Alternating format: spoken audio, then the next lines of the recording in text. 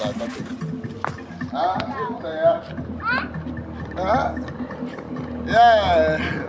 Today is Sunday, 2nd of February 2025, and I'm here with my family, my children.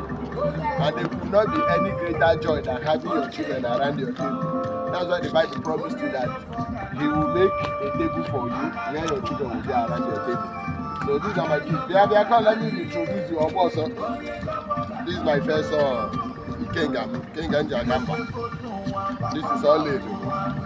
This is Abike Linda. Ataka. It's not the rest. Oh. It's okay. Stop fighting. Abike, I be the last one, but he's the strongest soldier. Ataka. Report. Okay, this boy. Okay, report taken. Okay, today we are going to discuss about what? He's reporting you. If you like, look for his shop again, he will report you. Ego Wembao. Ojego Wembao. Ojego Wembao. In all you do, pursue where to where it is good. Now who get money get mad for community? That's why I'm begging my gods, my chief, my base. They should help me in all I'm doing. Like I'm working, but Nigerian economic realities and politics is actually affecting me. But I know where I'm going. I have my plans, even though they may not be working now.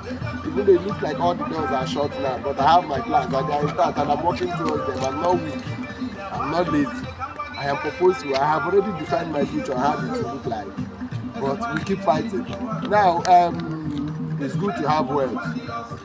A man who has wealth has authority. In fact, why you all not even listen to me that you've not seen the wealth? Any day you see the wealth, the world will listen to me, but no problem, I will keep talking. I'm not going to keep quiet till the wealth comes. I'm going to continue talking till the wealth comes. So what do I want to discuss today? I want to discuss about the mass. Wait, stop. The mass return of Igbo youth, and not just Igbo youth, the mass return of African youth to indigenization, to African culture, to African tradition, back to the way it used to be, to our African way of life. We are returning back. There is a mass return. There is a mass exodus of younger generations from their Christian doctrines, from their Islamic doctrines, from all of their foreign mental enslavement tricks. We are returning back to what it used to be in the olden days, and you can tell the gods are aware, and our ancestors are awake. They are not sleeping. They've been looking for this medium for over 1 million years to return us back. They've been looking for this opportunity for over 1,000 years to return us back, and the white man fell into the traps of our ancestors. What did they do? They invited the internet. Of course, it was our work. Philip Emegwale was the one that introduced the soft app, or rather the research that produced internet.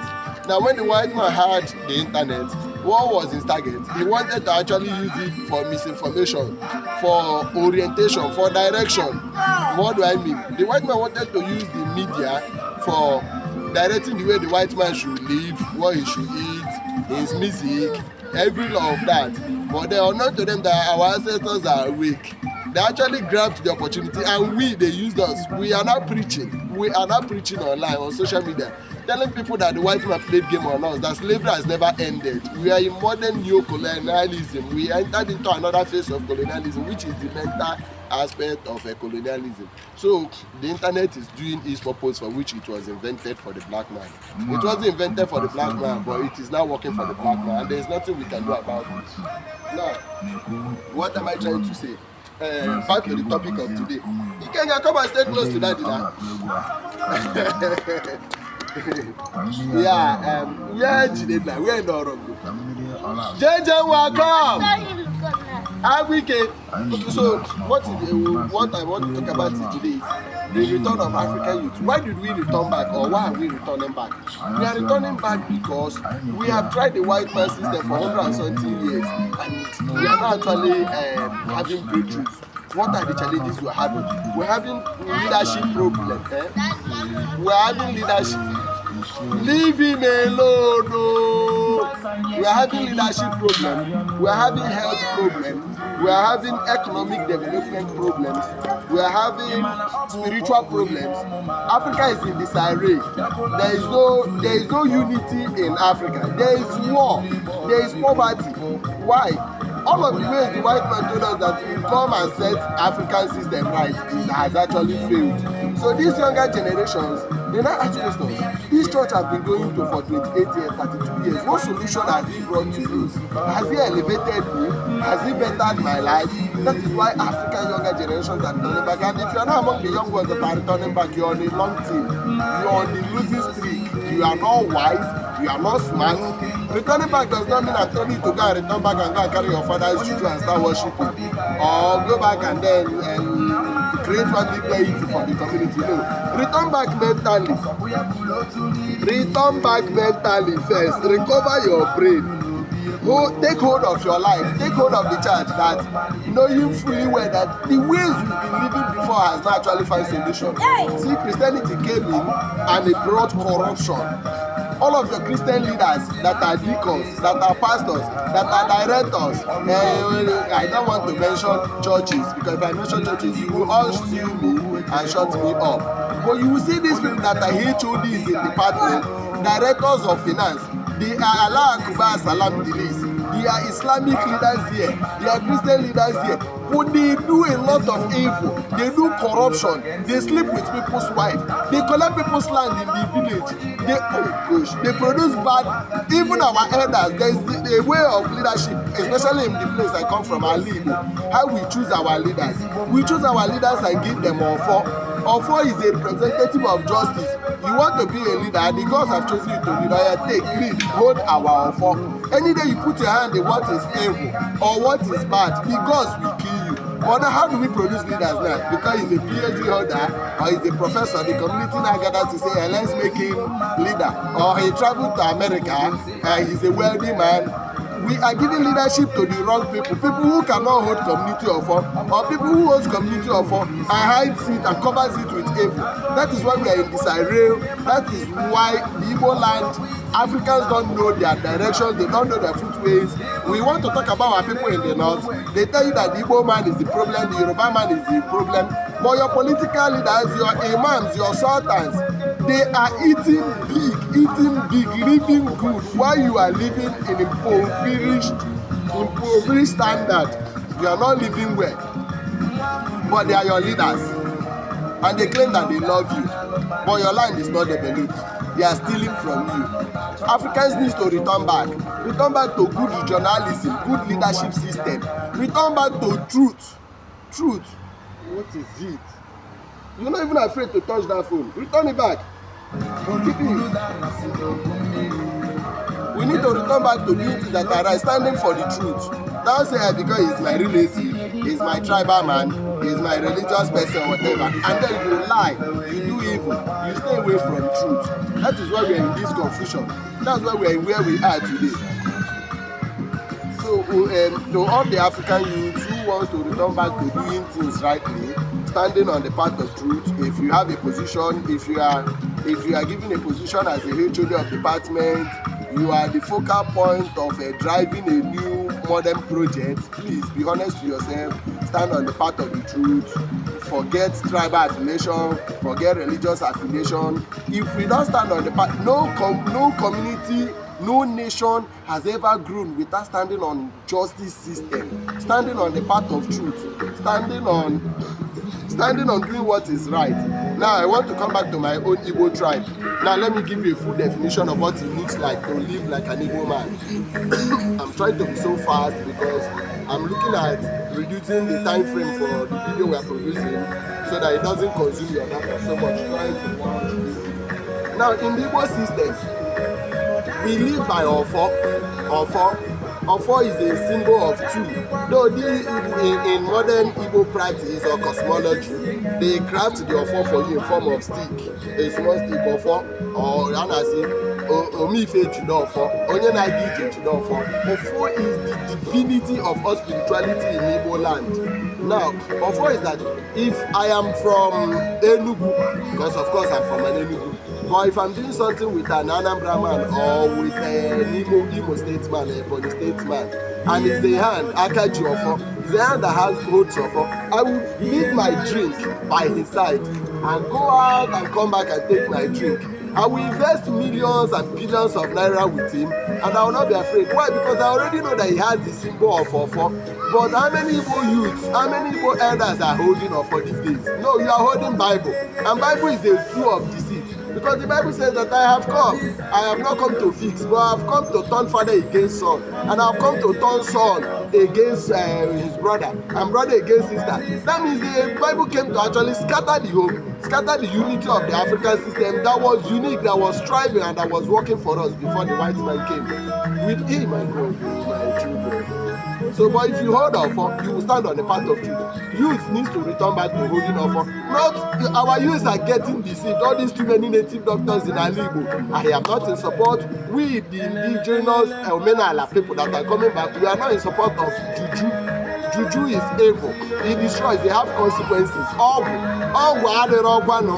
I continue saying it's a pupa na aka ụnụ n'ọgwụ na ọgwụ adịrọ mma. Ọgwụ na-emebi obodo. Ọgwụ na-emebi ụlọ. Iweta ọgwụ is a kind of modern science craftsmanship trying to force nature against its will. We are not saying return back to ọgwụ. We are saying return back to Omenala. Omenala has rules. Omenala is the hardest to practice. But a man who does hardest things is a man who is spiritual. A man who does hardest things is a man who wants to live. Because life itself is spiritual. And then life is a force. And this force can be maintained and held strong by if you follow strong rules and regulations. If you follow ethical doings that are not easy. That is why Omenala is not practiced by common men. Common men is not because we are not professors, we are not PhD, we are not medical directors. Those are not the real men. The real men are the people who looks you to the face and say, brother, this land you want to take does not belong to you. Return it back to this poor man. These are the true men are people who stand for truth. Who say, I will not cross somebody's wife because he's poor, because he's a drunkard. Who are you to judge a fellow man like you? Why should you sleep with someone's wife? We are people who don't want to stand on the path of injustice. I don't know whether I'm making sense, but I hope I'm making sense. So please, African youth, we need to return back to Omenala.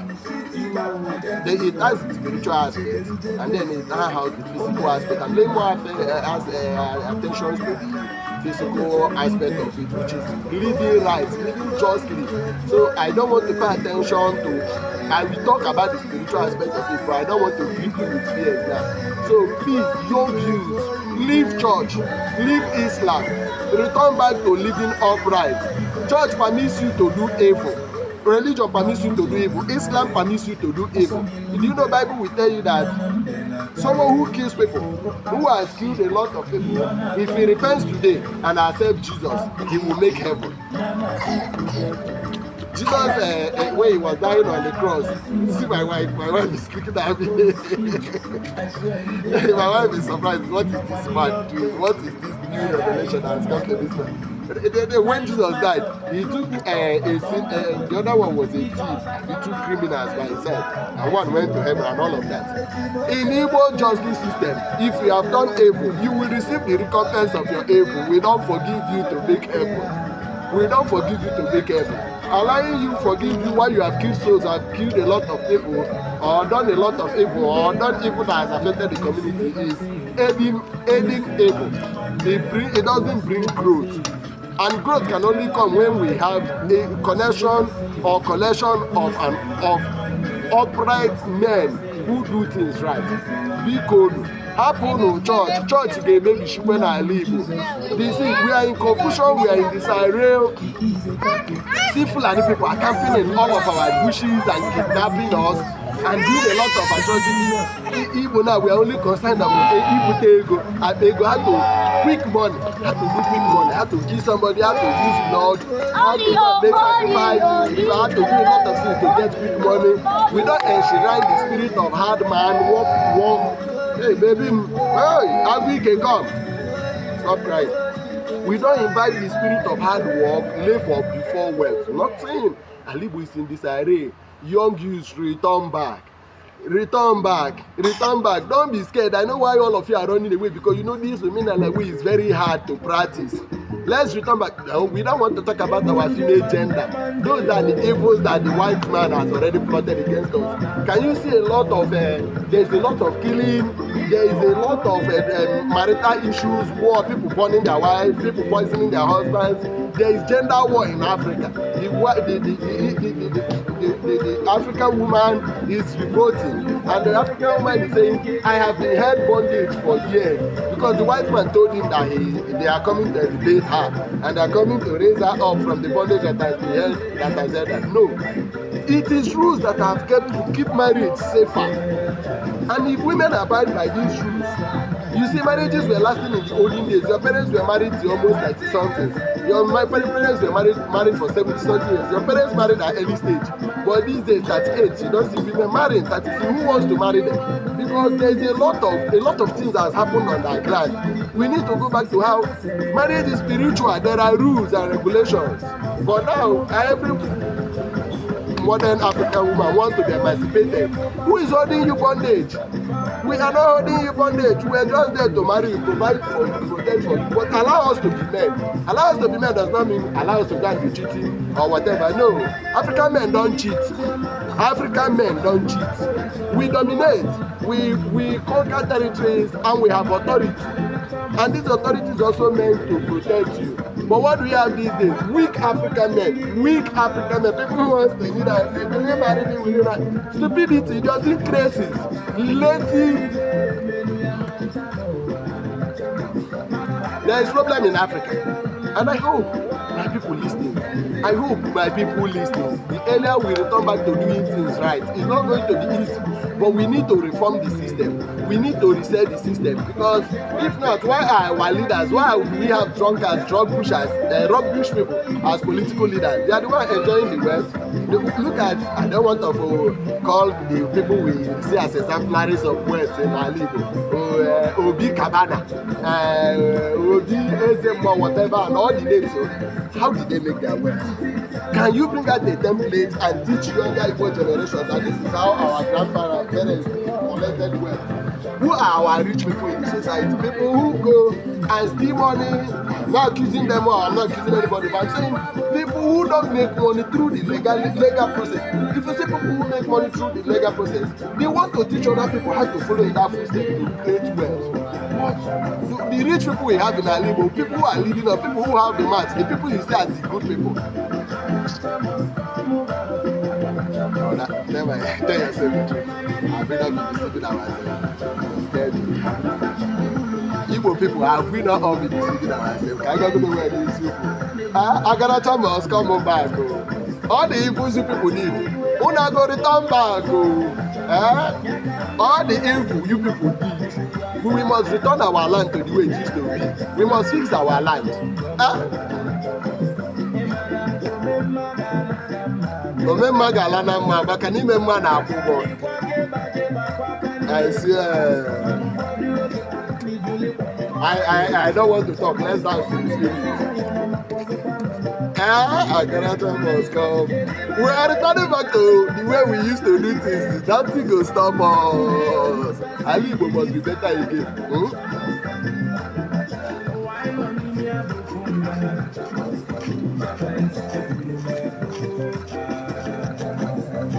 I play more Igbo music. Igbo music teach me things. Igbo music comes with quotations. If the music is not spiritually lifting, if the music does not teach you things, if the music does not teach you things, you are wasting your time. Music is not just supposed to be for sexualizing and then for entertainment alone. No.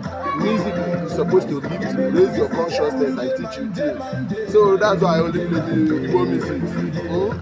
Traditional Igbo music, and I push it, they teach this.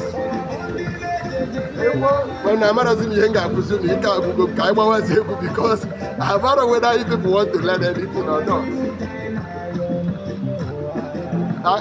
Okay, what you heard, we are saying something, and I'm sure you're understanding them. Let's go. So, Canton,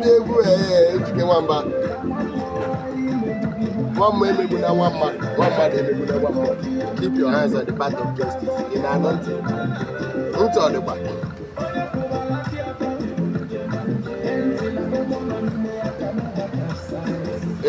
Onye kwụwara aka ya ọtọ, ụgbọ ị nọ n'ime ya can never capsize. Anybody who stands on the path of justice and you are conscious, you are awake, the ship you are into can never capsize. Statement, music, that is music. Not because they listen to one your nyash, one your waist, and you are not letting anything move. The white people came and uttered even our music, uttered our clothing, uttered our food, uttered our marriage, uttered our spirituality, uttered our educational system, uttered everything, and we are lost people. There is nothing unique about us again. That's the more reason we must go back.